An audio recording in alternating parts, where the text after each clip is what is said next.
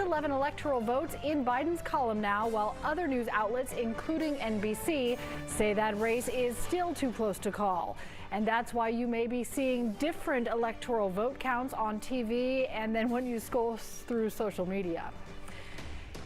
This is the first time Georgia has gone blue since Bill Clinton won the presidency in 1992. The time before that in Georgia, Jimmy Carter in 1976. We'll have a reaction from both parties about this possible historic change in our state's political climate. But first, with the race so close, the Secretary of State says we can expect a recount. According to the last update from the Secretary of State's office, there are still about 4,100 absentee ballots to count and 13,000 provisional ballots. But it's not clear if all of the voters who cast those provisional ballots will verify them by today's deadline. There are also 8,400 military and overseas ballots that were requested and have yet to arrive. If all of these are processed and meet the deadline, there would be 25,591 votes left to count.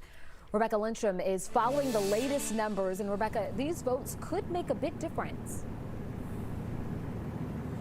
They could. As we've been telling you, any candidate can request a recount if the margin of victory is a 0.5 percentage point. So in this presidential race, I did the math, and that would mean about 25,000 votes. That's as big as the gap could get to have that automatic recount. But in this race, we only have right now 1,544 votes separating the candidates. And if you think about that, that is only 0.06%. Voters went to bed election night with President Trump in the lead. But as the record number of absentee ballots were counted, that lead eroded until in the overnight hours Friday, Joe Biden pulled ahead. Right now, Georgia remains too close to call. Out of approximately 5 million votes cast, we'll have a margin of a few thousand. In a brief public appearance at which Secretary of State Brad Raffensperger took no questions, he announced a recount was all but certain. Interest in our election obviously goes far beyond Georgia's borders. The final tally in Georgia at this point has huge implications for the entire country. The stakes are high and our emotions are high on all sides. We were winning. President Trump has made allegations of voter fraud in Georgia, arguing the state is led by Democrat election officials. But the county offices are mixed, and those at the top. Secretary Raffensperger is a Republican. I'm a Republican. I don't make any bones about that. Anybody who knows me, and I've suddenly had a lot of people look at my Twitter feed and my LinkedIn. It's pretty obvious. The Secretary of State's office has consistently stressed the security of the election and says to date there is no widespread evidence of fraud. But Gabriel Sterling, the voting system implementation manager, wouldn't elaborate on how many investigations they were conducting. Are we talking about dozens, hundreds? How many investigations have you guys been involved in? I really couldn't say right now, because there's different levels of investigations. So you do the phone calls to make sure there's any credibility. Then you're like, yes, there's credibility. Then there's a real investigation. So I'm not going to parse through that. All of this means that tomorrow we're going to have some kind of number, and people on their own can look at those numbers and make their own decision as to who won. But those numbers will not be declared official for several more weeks. That's because there are legal challenges expected, and we will be having that recount. Now, Secretary Raffensperger spoke twice today, and his speeches were pretty much the same except for one added phrase, something that we haven't really heard before. I'll be telling you about that tonight at 6. Back to you. All right, Rebecca, I just want to ask our producer in the booth. They just told me a new number. I want to make sure I get this correct. There's a new spread between Vice President Joe Biden and President Donald Trump. It's quite a significant jump, Rebecca. We went from 1,585. The new number is 4,000 votes now separating Vice President Joe Biden from President Trump. So we'll keep an eye on those numbers. And Rebecca, I know that you'll keep following the math there. There are a lot of numbers to sort through, and they are changing very quickly. Thank you so much. If you look online, you will notice one person getting most of the credit for turning Georgia blue. That's former gubernatorial candidate Stacey Abrams. She has turned into a voting rights advocate after her narrow loss to Governor Brian Kemp in 2018. That's when she founded Fair Fight Action. Online, Abrams is getting a lot of praise for the organization's work to register voters ahead of this election. And since the last election, 800,000 more people have been registered in Georgia. Andy Pirati has more on how Democrats believe they pulled off this flip from blue to red, or from red to blue. Georgia. Today, musician John Legend Georgia echoed millions of people's thoughts across the country as Georgia leans closer to turning for Joe Biden in the race for president. just an old sweet song. Many thanking Stacey Abrams, Georgia's 2018 Democratic candidate for governor and founder of Fair Fight Action, which is credited for laying the groundwork to flip the state by registering nearly 500,000 voters and empowering the young and minorities to cast ballots. Georgia has the youngest population of a battleground state. We have the highest percentage of African Americans of a battleground state, and we've proven that both communities will turn out. On Twitter, Hillary Clinton writing, "Thank you, Stacey, thank you." U.S. Senate candidate John Ossoff praised her too. But the work that's been done over the last 10 years, the work that's been led by people like Stacey Abrams to register voters, to expand voting rights in this state, we're now seeing that change has come to Georgia. Atlanta activist and rapper Killer Mike, who helped activate black voters, weighed in tweeting, "Stacey is a leader indeed." Atlanta Mayor Keisha Lance Bottoms reiterating a similar message. And I knew that this day was coming. It wasn't a matter of if, but when. We are here. And it couldn't be at a more appropriate moment for a more important election. The former Georgia House Minority Leader told our own Cheryl Preheim earlier this week that it took a decade of work for Democrats to get to this moment. Demographic changes aren't instantaneous, and there's a lag time between the change in demography and the change in power. But I would tell anyone who doubts that it's coming that they are not looking at the numbers. Stacey Abrams declined to be interviewed, but on social media, she did thank several voting rights organizations, including the late Georgia Congressman John Lewis.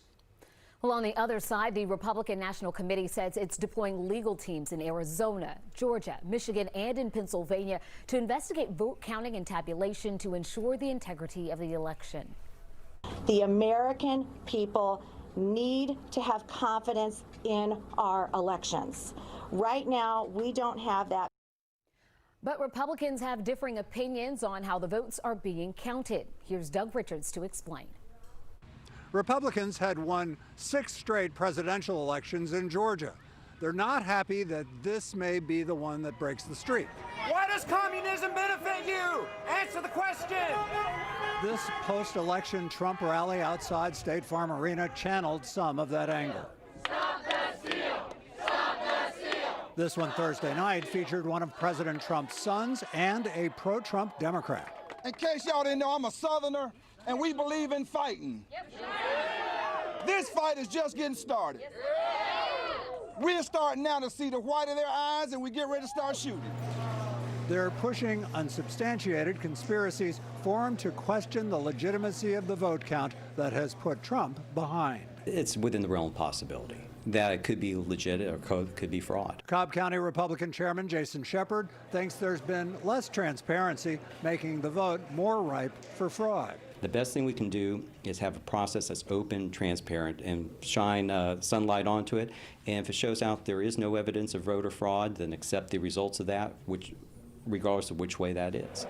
If there were any sort of hanky-panky with the election returns, we would be able to see it. GOP strategist Mike Hassinger says election transparency has actually improved and says his fellow Republicans may need to get used to a Joe Biden presidency. This is not Chicago in 1960, where there was real election fraud.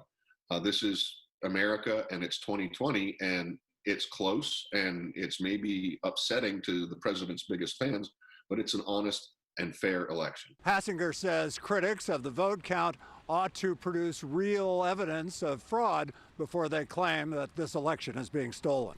Doug, thank you. We just got updated numbers from Gwinnett County, and Vice President Biden's lead is growing in that county. Brendan walks us through what just happened. Brendan. Yeah, we're just getting the numbers in, so I've got the stylus out. We're going to add it up.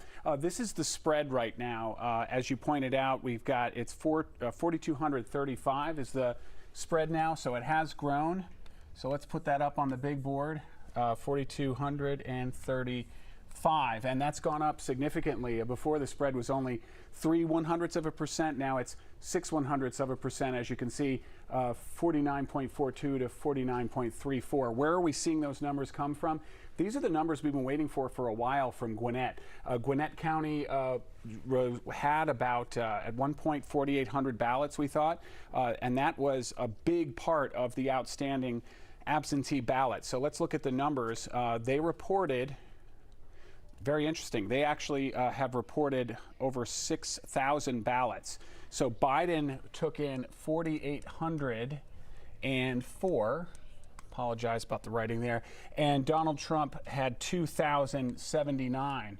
So it split fairly like the rest of the vote. But obviously Joe Biden picked up a net, what is that, almost a little more than 2,000 ballots there. And that is why we have seen this main number change.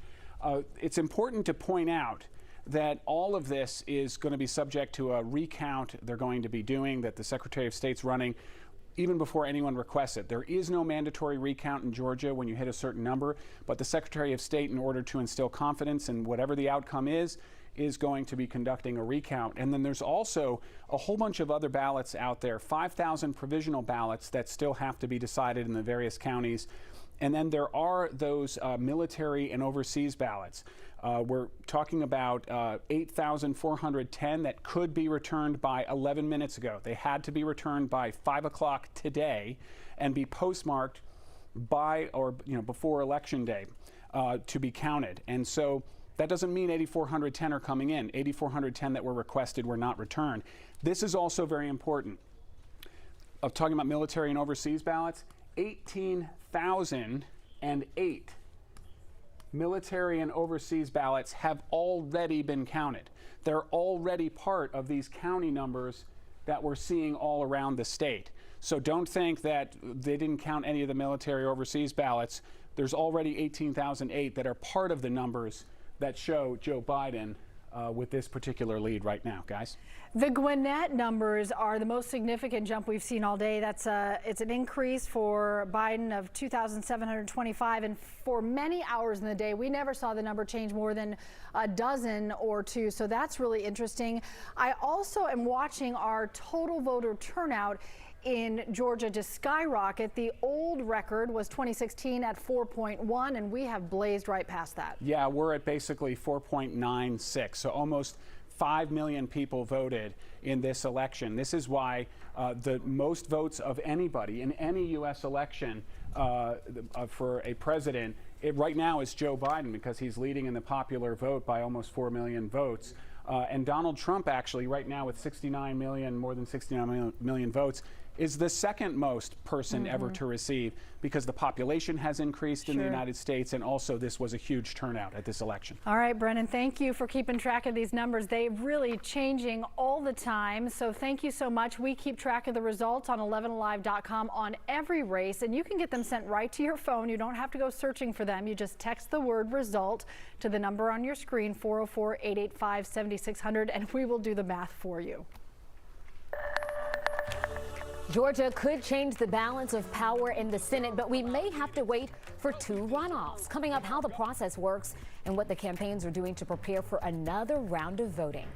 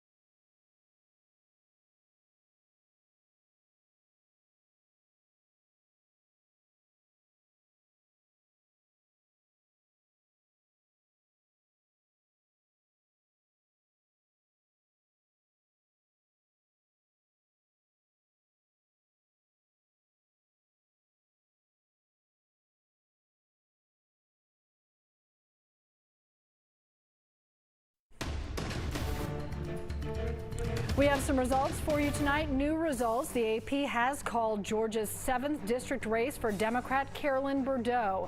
She beat out Republican Rich McCormick. Very close race here, but she wins by 51.37% of the vote. Rich McCormick just inching towards 49% of the vote. She narrowly lost this same seat in 2018, you'll remember, after a recount separated her and her opponent by 400 votes.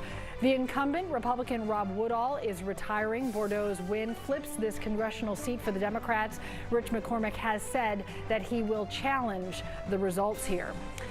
We want to talk more about Gwinnett County right now. We just heard again 6,000 votes coming in from Gwinnett. 4,804 of those for Vice President Biden, 2,079 for President Trump. But when we heard from the Secretary of State at 3 p.m., this was one of the counties they were still waiting for the most results from. So a lot has happened. Let's check in with 11Alive reporter Paula Suro in Gwinnett County. This has all taken off much more quickly than we anticipated, or really they anticipated.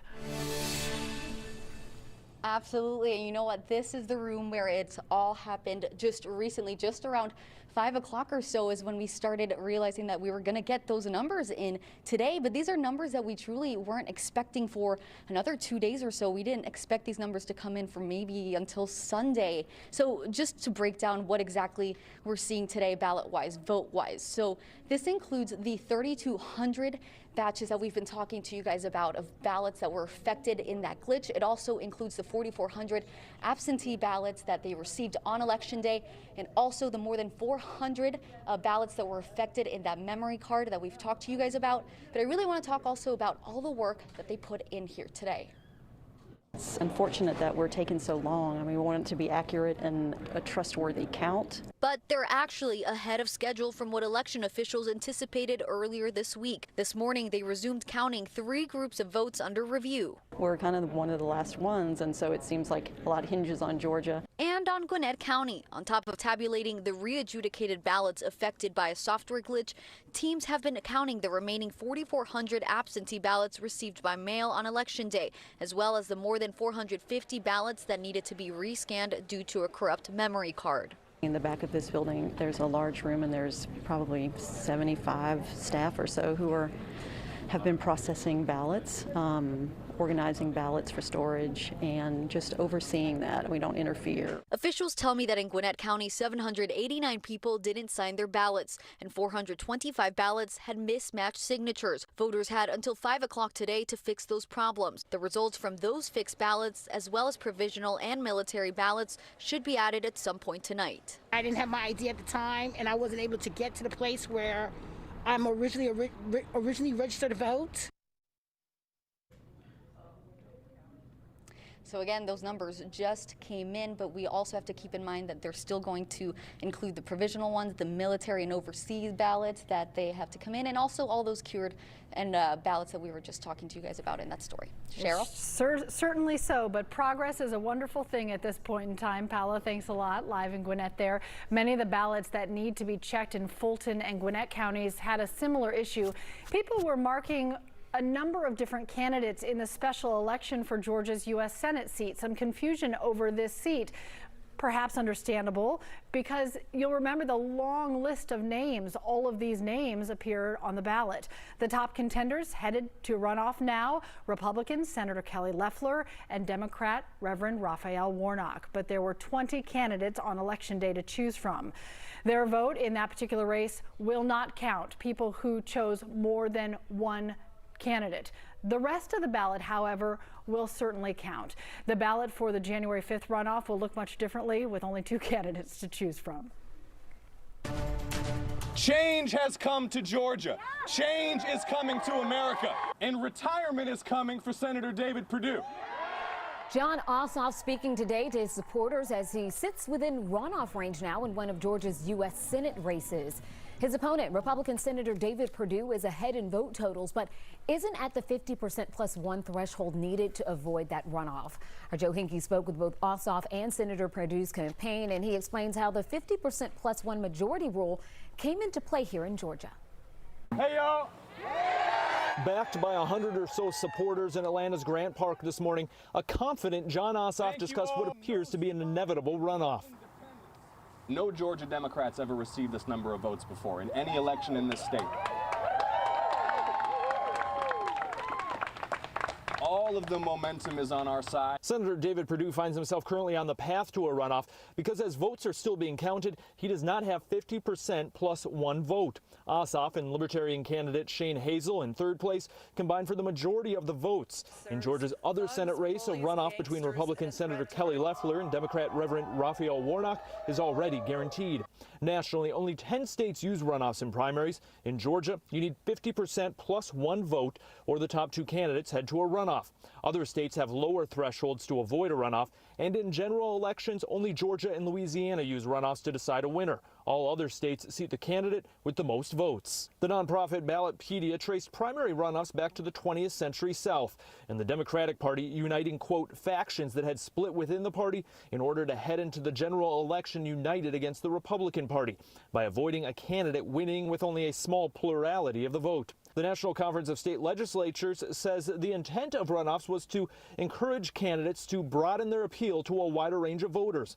Traditionally in Georgia, turnout drops from the general election to a runoff leading to Republican wins, but Ossoff says we are now in a different Georgia. Georgia has become younger and more diverse every day of the last decade, and the effort that has gone in to registering voters, empowering voters, is unprecedented, unmatched anywhere in the country. And while Senator David Perdue's campaign has not made him available for interviews this week, in a statement, they said he received more votes so far in the general election, and if needed, they'll do the same in a runoff. We have that full statement and Jon Ossoff's full press conference from this morning right now on 11alive.com. All right, Joe, thank you. According to the count from NBC News, the balance of power in the Senate is equally split right now, with 48 members on each side. With only 4 seats outstanding, Georgia could play a critical role in deciding the balance once both of our Senate races are decided. President Trump spoke to the nation last night, making several claims without evidence about election fraud. Our Verify team is fact-checking everything he said about Georgia.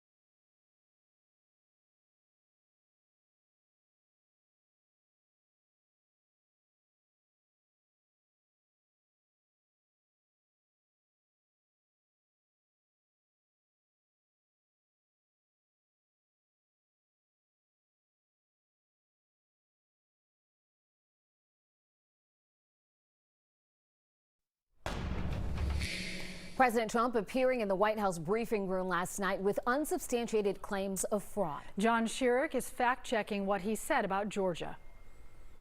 President Trump says his opponents in toss-up states across the country have been trying to rig and steal the election from his voters. He cited irregularities during the vote processing. He mentioned the water pipe leak in Fulton County Tuesday night that interrupted the absentee vote process at State Farm Arena. In Georgia, a pipe burst in a faraway location, totally unrelated to the location of what was happening, and they stopped counting for 4 hours, and a lot of things happened. According to Fulton County and 11Alive's reporter on the scene, the leak came from a room directly above the vote tabulators, not from a faraway location, and that the tabulating was delayed briefly during the repairs, less than 2 hours. The president also questioned why his big lead in Georgia dwindled after Tuesday. Was in Georgia, I won by a lot, with a lead of over getting close to 300,000 votes on election night in Georgia, and by the way, got whittled down. We looked again at the vote totals as they were beginning to come in Tuesday night, and in fact,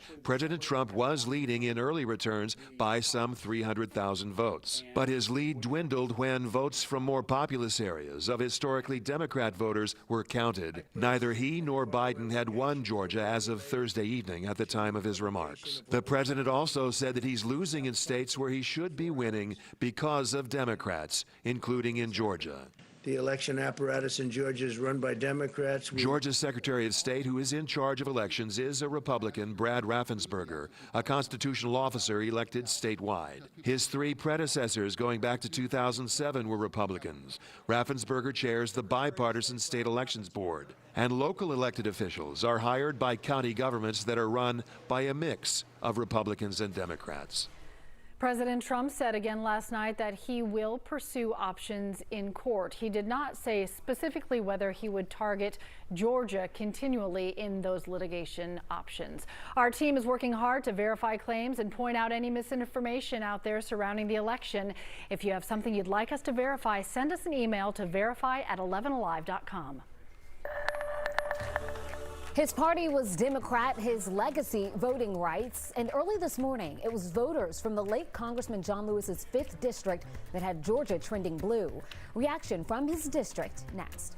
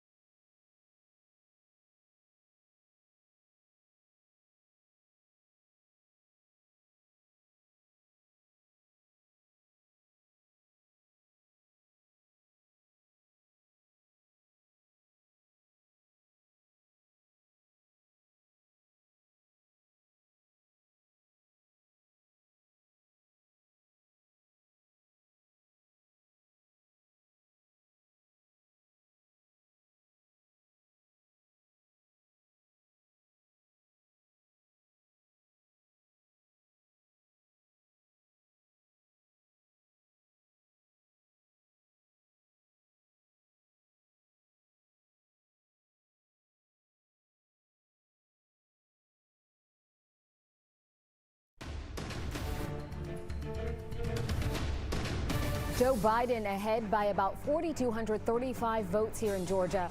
It's such a thin margin. Those vote percentages separated by just 0.08, so a very tight race here in our state. Right now, 6 states have not been called by NBC News, Georgia among them. Biden standing right now at 253 electoral votes by NBC's count. President Trump at 214, both trying to hit that 270 mark to win the race. We want to bring in Brendan Keefe. Brendan, everybody wants to know how the numbers are breaking down as they keep changing. Are you seeing much movement after that big, unload from Gwinnett? Yes, we are. And here's the deal. We were waiting on these numbers from Gwinnett for a while. These are basically the uncounted absentee ballots. That's what we've been tracking the last couple of days.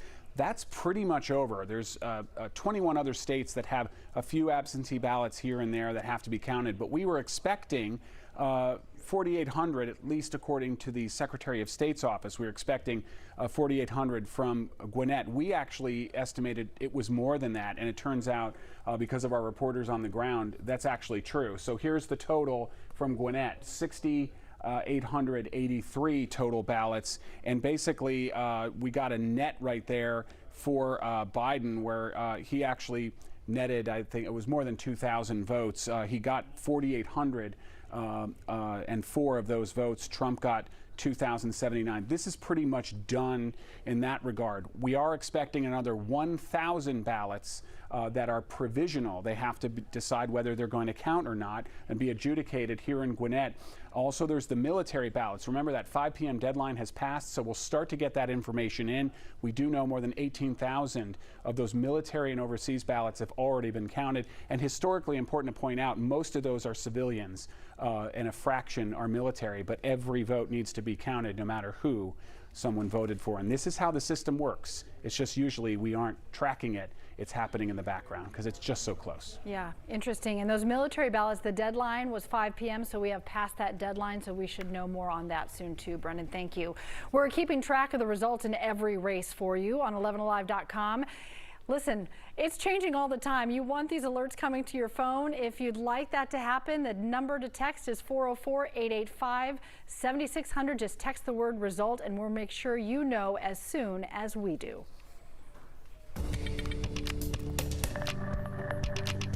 We are 11Alive Storm Trackers, looking forward to another fall weekend that it looks like it's going to be really nice. Not as cold and crisp as last weekend. It's going to be milder out there, we do believe.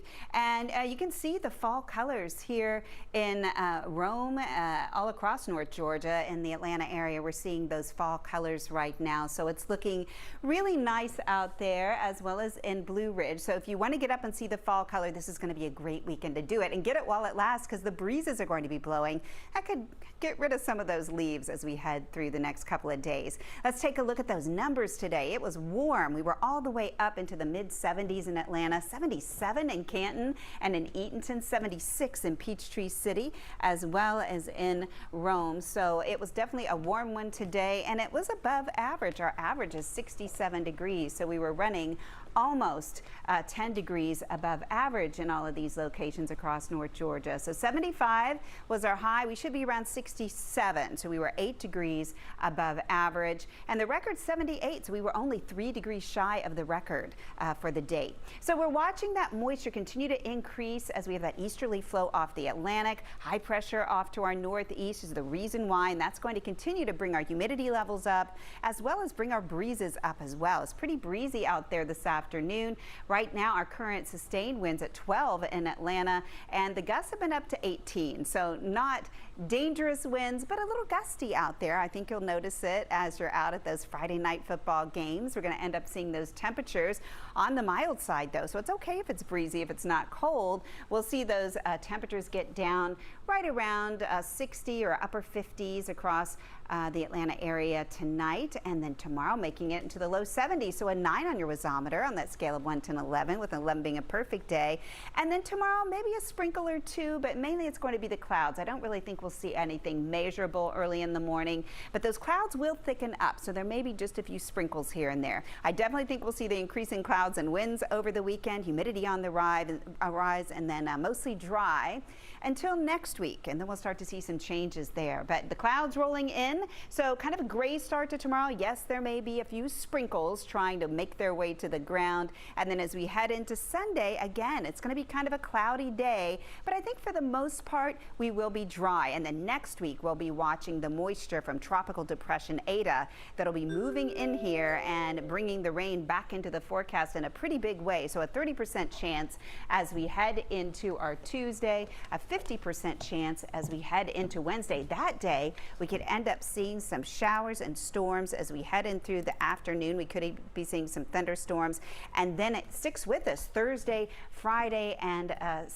into next weekend as well. So it looks like a wet pattern will be returning, so enjoy this mild, dry weekend while it lasts. Oh, our weather wow moment. Here it is. Isn't that beautiful?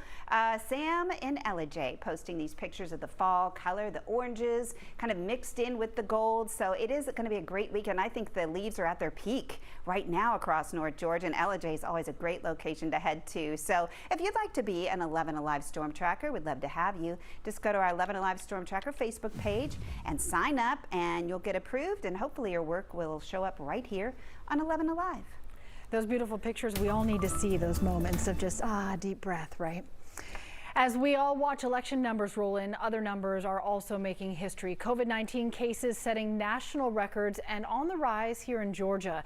Today, the state reports an additional 1,700 new cases. What significantly jumped in the past 24 hours is the number of people who need serious medical treatment for the virus.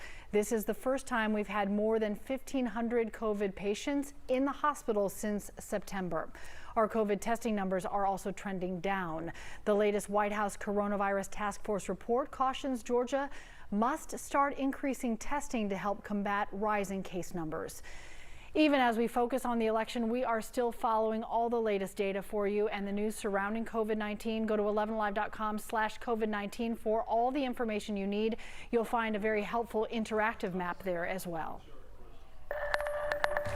In the presidential race, Georgia is sharing the national spotlight with Pennsylvania, Nevada, North Carolina, Alaska, and Arizona. Up next, which states could be called before ours?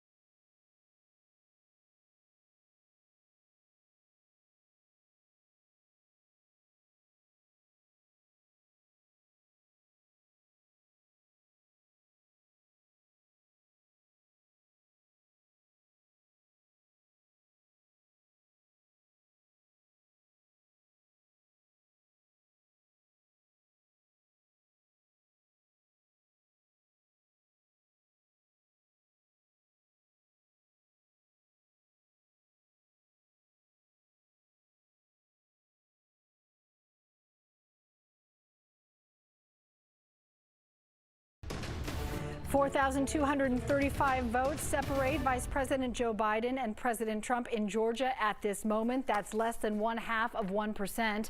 Biden overtook President Trump not just in Georgia last night, but also in Pennsylvania, another key battleground state. And when he made his remarks, he was talking about election fraud. No evidence to back that up, and election officials in every state say they have no evidence of widespread fraud as well. So this election coming down to just a couple of states. Joining me to talk more about them, NBC News senior political editor Mark Murray. So Mark, we are waiting on the edge of our seats here in Georgia to find out what the outcome might be, but based on the Secretary of State's indication that there will likely be a recount, we might be looking for another state to make that call first. What state do you think might be the next to have some kind of definitive answer? Well, we've sure had to wait a while, but my eye is on Pennsylvania right now. And when the morning began, Joe Biden had a deficit versus Donald Trump in the Keystone State. And over the past several hours now, Joe Biden has built about a 15,000 vote lead. And it probably will continue to grow as we end up seeing more mail-in ballots. And we just have to be able to still see more votes. There's a lot of outstanding vote and also provisional ballots. But the expectation is that I think we will be getting at least some type of clarity from Pennsylvania, and certainly more clarity than in Georgia, where you guys are going to have a recount what will end up deciding that contest on the presidential side. For many weeks leading up to this election, the conversation had been heads up. It's going to require patience. This is going to take some time. That is playing out this way. But the amount of time might be surprising people when the Secretary of State here in Georgia said today the recount would come after a November 20th certification here in the state. You start to see the long game here. What is your expectation for how long it might take in a number of states that potentially might need recounts as well? Yeah, and again, the waiting has been the hardest part here, and we just have to end up seeing a lot more vote. And of course, in Georgia, where you guys are, that not only would you end up having the recount that would end up taking place after November 20th, but also your state's actually going to be gearing up for very likely two Senate runoffs that could determine the power of and who controls the United States Senate. So we're just going to have to wait. I think that we as journalists and people in the political profession tried to do the best job that we could to prepare that this could end up taking a while. But in our world, where we sometimes like instant gratification, that we see our news very fast, sometimes our system really isn't built to be this patient. But we're going to have to be patient. We're going to have to see more vote. And eventually there will be the light at the end of the tunnel that we'll end up being able to find a victor in this contest. Mark, quickly, last question. Historic numbers of votes being counted. A lot of votes, obviously, for Joe Biden and a lot of them for President Trump. What's the message you're hearing from both sides of these campaigns? Well, number one, it's great in a democracy where you have more participation than you've had in such a long time. I think it's also the reminder, too, that Democrats have often had that they want more turnout, and turnout benefits them. But sometimes that's a double-edged sword, that the Democrats got fired up, but so did the Republicans. And we saw really strong Republican turnout in red states and a lot of purple states across the country that did limit the gains that Democrats were able to make in this political environment where Joe Biden is favored to win the White House. And so turnout can actually go both ways, and both sides had great turnout in this election. Mark, always appreciate your insight. Thank you so much. NBC's special coverage of Decision 2020 continues on Nightly News coming up at 6:30. A key district that helped turn Georgia blue is one that civil rights leader John Lewis represented for more than 3 decades. Before his death, Congressman Lewis endorsed Joe Biden. He also left behind a letter with a powerful message about creating change through your right to vote. Voting and participating in the democratic process are key. The vote is the most powerful, nonviolent change agent you can have in a democratic society. You must use it because it is not guaranteed. You can lose it. Though I may not be here with you, I urge you to answer the highest calling of your heart and stand up for what you truly believe. Today, many are acknowledging the late Atlantan and American icon and his imprint on this election. Matt Pearl has the story. He is not here, but his shadow remains. I've always admired everything he stood for. He was amazing at what he did. Fresh flowers adorn his portrait. His face, his quotes shine across Georgia's 5th District, John Lewis's district. He never stopped. He had this idea of like, this is how it should be, this is how I think it should, should operate, and he just kept going. 2020 was the year Lewis stopped going. The civil rights icon and longtime congressman passed away this summer. But this week, his district, portions of Fulton, DeKalb, and Clayton counties, helped put Joe Biden in the lead in this suddenly pivotal state. My husband had his phone on, and he said Georgia is becoming blue. I wish he got an opportunity to see it come to pass this way, but this is our way to honor him. It's not just that Georgia has flipped for now. It's how many Georgians voted. Nearly 5 million so far, by mail and in person, through early voting and on Election Day. In Lewis's district, his words all fall reminded so many of his legacy. Not just the outcome, that it flipped blue, just that so many people got out and voted. John Lewis had already done everything that he could have done for this country. So it was time for John Lewis to take his rest. On social media since the middle of the night, the icon at rest continues to appear. It's nothing new for a man whose shadow shines far on a day where so much feels new in Georgia. Getting in good trouble, doing things the right way, and making your voice heard. As a state, our voice is being heard now.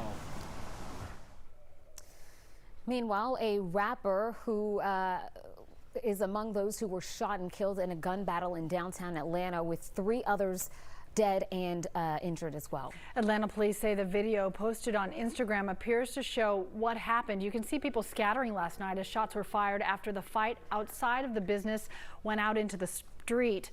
Responding officers returning fire while trying to intervene in that fight. 11Alive's Natasha Givens has the latest. Well, this is an active crime scene with 2 parking lots partially roped off and GBI investigators still here on scene. This shooting made national headlines as officials confirmed one of the 3 people shot and killed was rapper King Von from Chicago, who was here last night with friends. 2 groups of individuals got into a physical altercation. That physical altercation escalated into an exchange of gunfire. APD says the gun battle took place in 3 different spots near Trinity Avenue, where a total of 6 people were shot. 3 have died. One of them, a rapper Davon Bennett, who goes by the stage name King Von. His social media pages have been filling up with RIP messages and other artists sending their condolences. GBI says King Von and a group of men left Opium nightclub and went to Monaco Hookah Lounge early Friday morning. Investigators say after they arrived, 2 men approached the group in the parking lot and an argument ensued. From there, shots were fired. Investigators say APD officers nearby responded and both fired shots. But it's unclear if the men who were killed and hurt were hit by the officers' gunfire or the 2 groups. Aside from King Von, no other victims' identities have been released. There is speculation on social media that another rapper may have been involved in the initial argument and shooting, but investigators have not confirmed that. And we're told no officers were injured during the shooting, but they say there was a 7th victim who was struck by a car during the altercation. That driver did not stop. Right now, police say they are reviewing surveillance video and conducting interviews. We'll bring you the latest details as they become available. All right, Latasha, thanks so much. Rumors spread this morning about absentee ballots found in Spalding County in a dumpster there. Next, the county is laying out the facts about what really happened.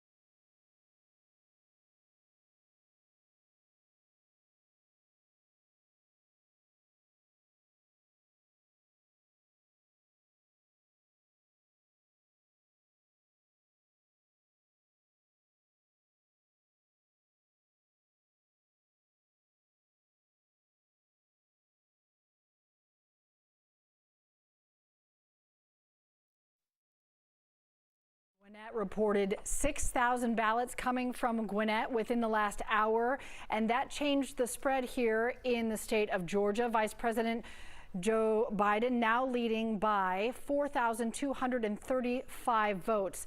Before the Gwinnett votes were tabulated in the count, it was a 1,500 vote spread between the former vice president and President Trump. So the margin between the two is about 0.03% here in the state of Georgia, with some ballots yet to count. Let's get a look at final weather on a Friday. Wow, we made it to Friday, Sam. Here we are. I know, wasn't it the longest week ever? Last weekend was Halloween. It seems like ages ago. Well, this weekend is not going to be as cold as last weekend was. It's going to be mild. Temperatures in the upper 50s to the low 70s for our Saturday. A mixture of sun and clouds, breezy at times, winds gusting up to 20 miles per hour. And on Sunday, an increase in the clouds. And we can't rule out a sprinkle or two. I don't think we'll see any measurable rain this weekend, but it will be nice and mild, mostly cloudy and breezy for much of the weekend. And then next week, we're going to be watching Ada. Ada is a tropical depression, but it's going to be moving over Cuba over the weekend, then into the Gulf, and it's going to sit and spin for a few days, and it will likely bring some moisture in here come next week. So as early as Tuesday, seeing some showers, getting into Wednesday, possibly some heavier downpours here with some thunderstorms as Ada comes a little closer, but still in the Gulf at this point. And then as we get into Thursday, more widespread moisture moving in, and Friday looks pretty active. So enjoy this nice weekend while it lasts, because next weekend looks like it could be a lot wetter. All right, Samantha, thank you. Next at 6. Another batch of votes within the last hour, slightly widening the razor-thin margin between the president and vice president. We're breaking down where they stand. We're going to look at some key factors leading Georgia to start trending blue tonight.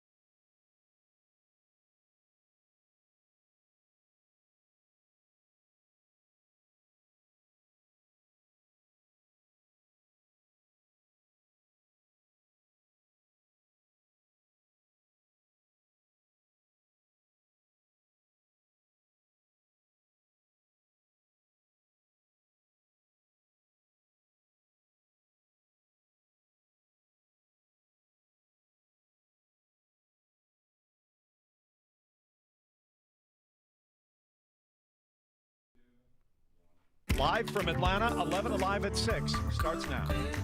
Georgia on the cusp of a seemingly historic change. We just got a new number a moment ago. The margin between Vice President Joe Biden and President Donald Trump is now 4,155. The president just closed the gap by 80 points with some votes coming in from rural counties just a moment ago. But the race is not over as election workers continue tallying ballots in several counties. The rest of the nation continues to watch and wait to see who will claim victory here. Tonight, we have a better sense of how many ballots are still in play and into which category they will fall. Many of them are from the military and they are from overseas. If all of those outstanding ballots are processed and met that 5 p.m. deadline, there could be tens of thousands of votes left to count. Investigator Rebecca Lindstrom says that could make the difference. And there is this excitement because I think people are getting a sense that we're in that final stretch, at least in getting a feel for where these numbers are going to fall. But there are still enough numbers potentially in play that this race could go either way. Now, for there to be a recount, the gap between President Trump and Joe Biden could be about 25,000 votes. So we still have a ways to go, and it all but ensures that we are going to have a recount. Now consider, when we went to bed on election night, President Trump had a lead of more than 100,000 votes. But as the record number of absentee ballots were counted, that lead eroded until early this morning around 4 a.m. when Joe Biden pulled ahead, and he has been able to maintain that lead.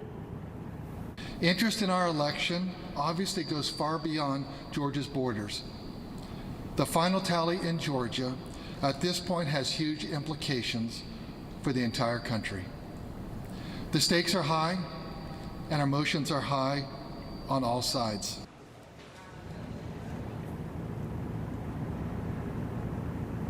Now, for days now, we have been hearing a repeated message from the Secretary of State's office, and that is that they're going to ensure every legal vote is counted.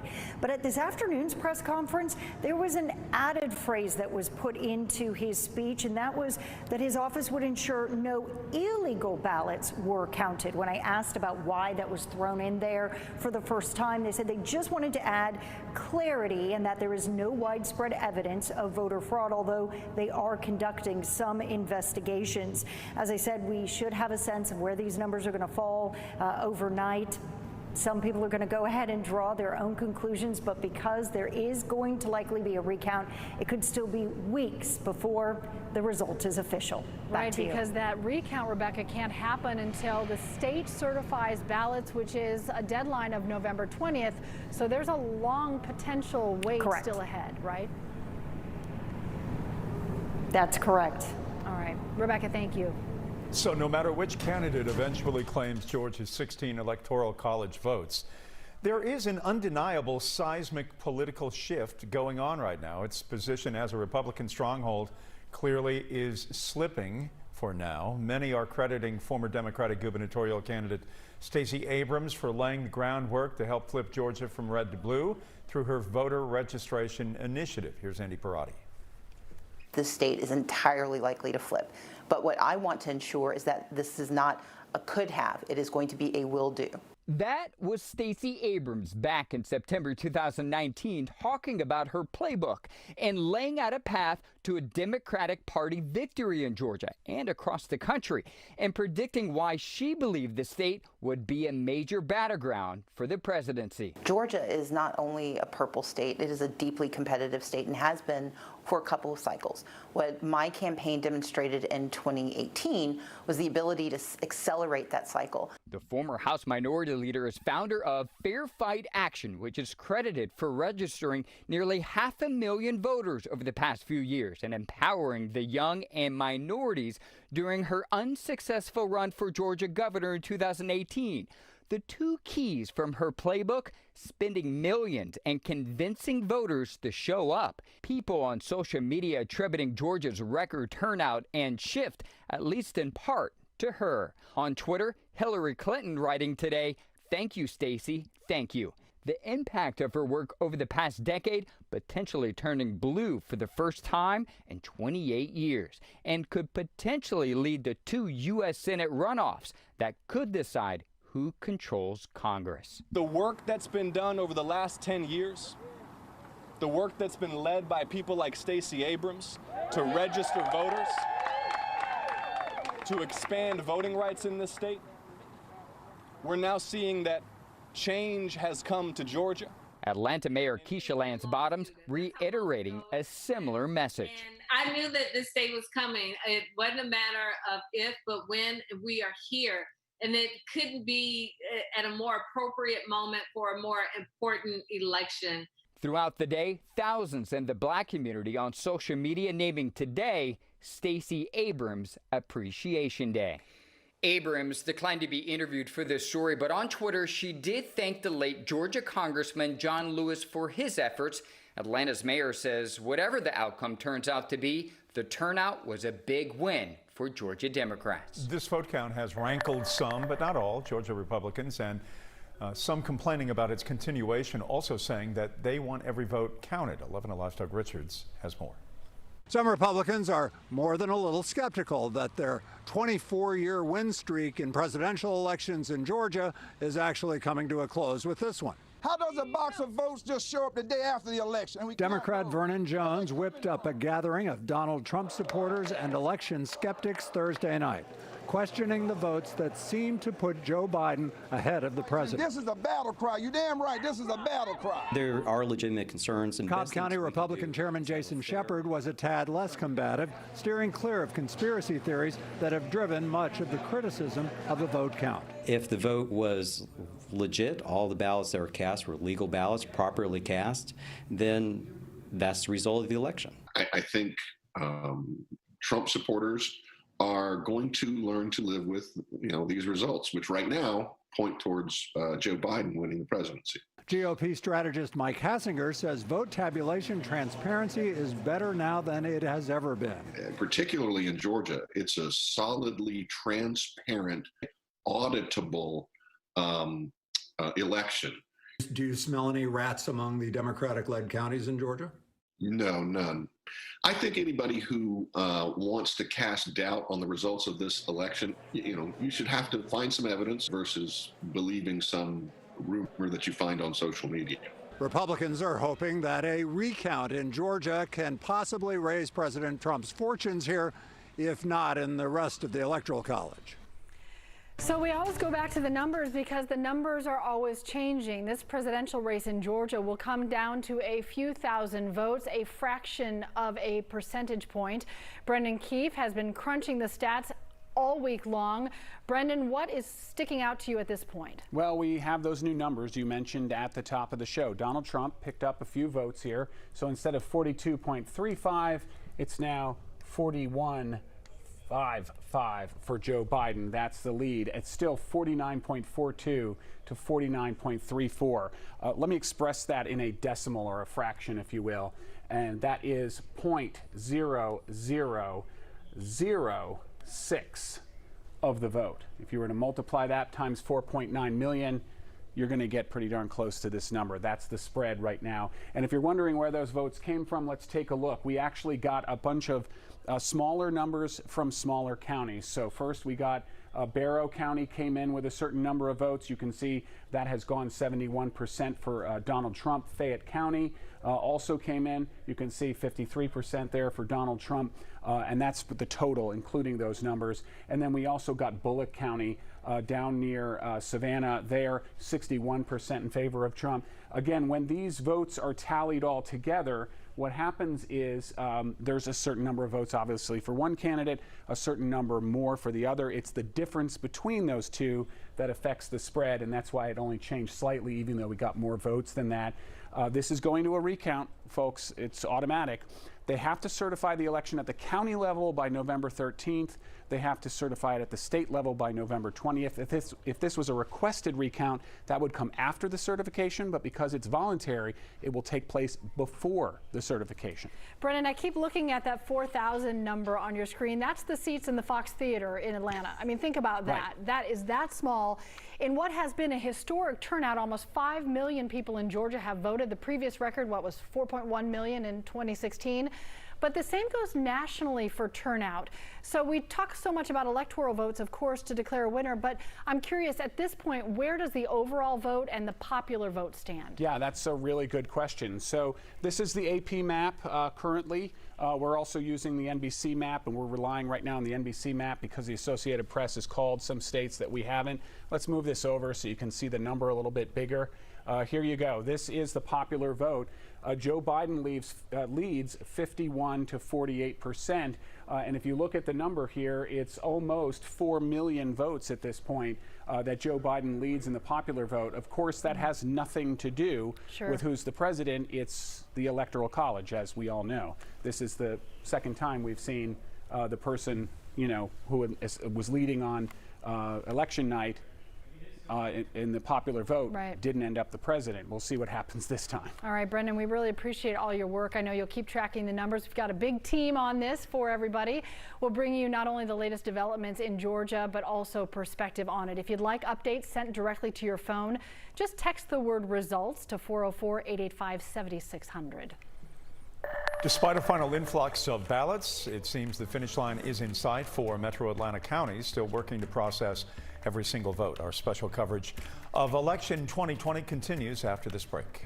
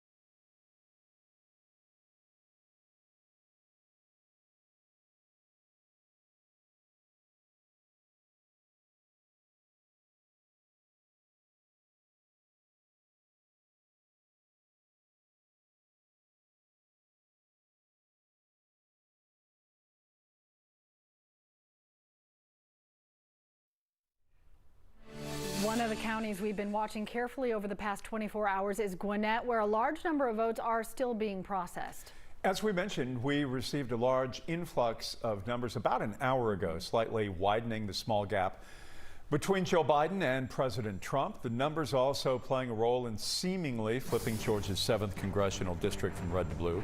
The Associated Press calling this race for the Democrat Carolyn Bourdeaux over the Republican Rich McCormick. She lost in 2018 during a recount by 500 votes. We asked her what she changed in her approach this time.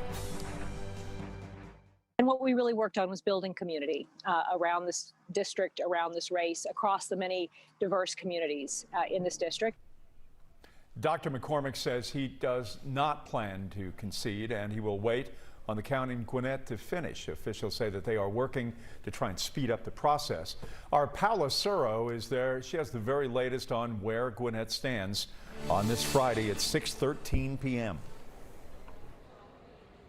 Yeah, well, Jeff, you know, these are numbers we didn't expect for about 2 days. We didn't expect these numbers till about Sunday, but that adjudication process that we talked about yesterday took them less than 24 hours to complete. So here we are, you know, just around 5 o'clock is when they were able to post the numbers to the Secretary of State's website. And really that was the focus they were trying to do today. They sped everything up. So today's focus was on counting the votes from the 3,200 batches of ballots affected by the glitch, then uploading those results along with the results from the 4,400 absentee ballots received on Election Day and more than 400 ballots affected by a faulty memory card. So on top of that, today, hundreds of Gwinnett County voters walked in to fix their ballots. We know 789 voters didn't sign their ballots, and 425 of them had mismatched signatures. I didn't have my ID at the time, and I wasn't able to get to the place where I'm originally registered to vote. It's been very organized and methodical and careful, and there's a lot of oversight, so I haven't seen anything that concerns me.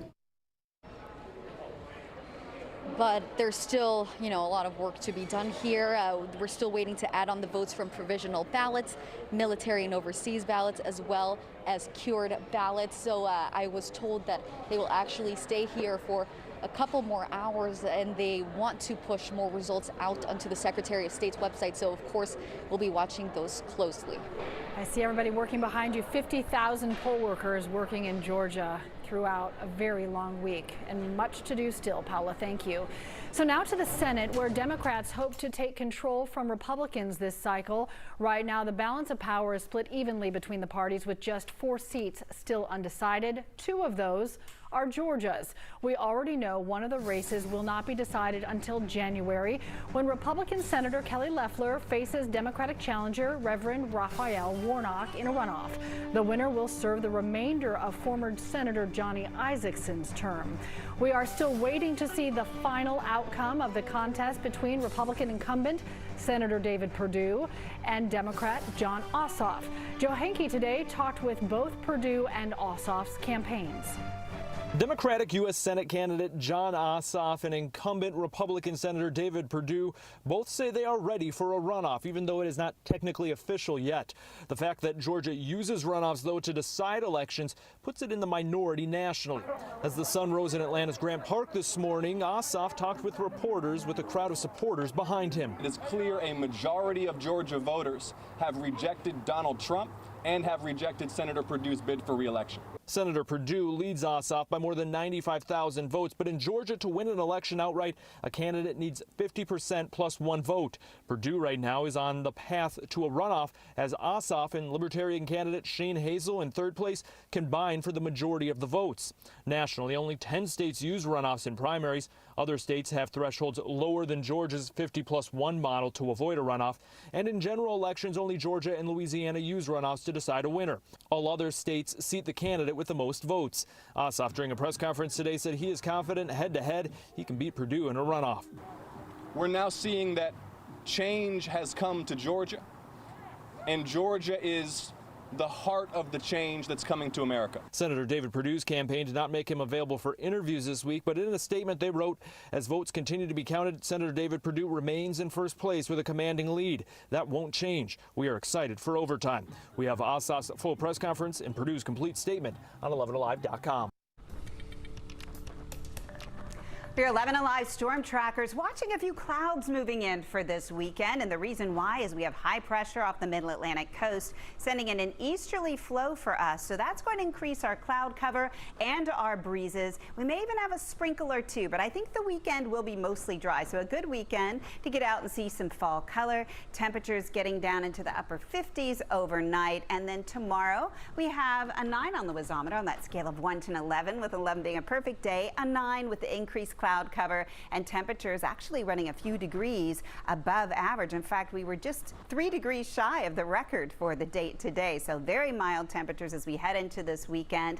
And as we get into our Saturday afternoon, quite a few clouds as well, and winds gusting up to 20 miles per hour. So expect to see those clouds rolling in tonight, maybe a sprinkle or two, but I think most of the day will be mostly dry, and we'll see some breaks in the clouds with some sunshine. And the same thing on Sunday, although I think we'll see increased clouds as the day wears on. And as we head into next week, our humidity will be on the rise, and we're going to be mostly dry until about Tuesday, and then the bottom falls out and we see a lot of rain coming in from what is left of Ada. Now tropical depression, we'll be watching it in the Gulf this week because it's going to be bringing in great chances for rain on Veterans Day, a 50% chance of showers and storms, and that will continue through the end of next week. So enjoy this dry, breezy weekend.